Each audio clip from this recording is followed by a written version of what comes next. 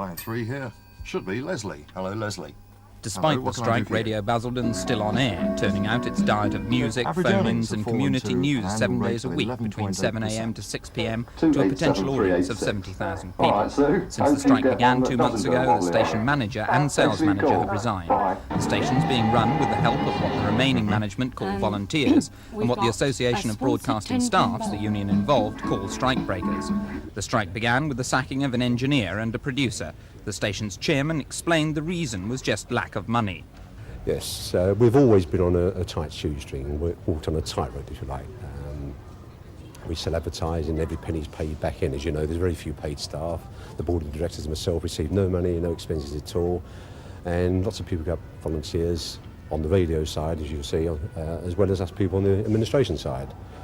And with the recession, there's fewer people taking out advertising, as you well know with television, being a commercial television company.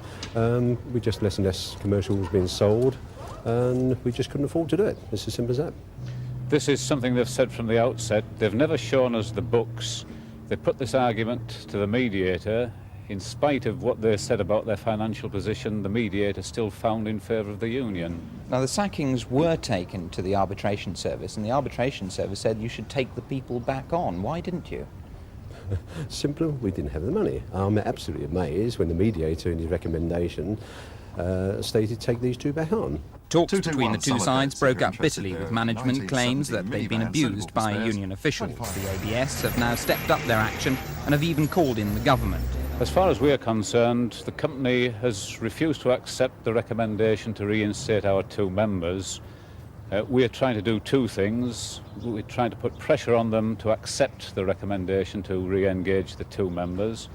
I think more importantly, though, we are now convinced that the Home Office itself ought to be examining whether the company should have the licence for Radio Basildon. I've no qualms about the ABS going to the Home Office, because our MP, Mr Proctor, has already been to the Home Office questioning the viability and the management of the company. I would say to you that if ABS had any recognition and understanding of community radio, they would come and see here that we have an excellent, Basildon has an excellent community radio station. And I would suggest to you ABS doesn't know what a community radio station is. Radio Basildon's one of only 7 community cable radio stations in the country. It's financed by a combination of advertising and grants from the local council. The locals here in Basildon regard the station as a valuable asset to the community, but with no end to the strike in sight, it looks as though its future could be very bleak indeed.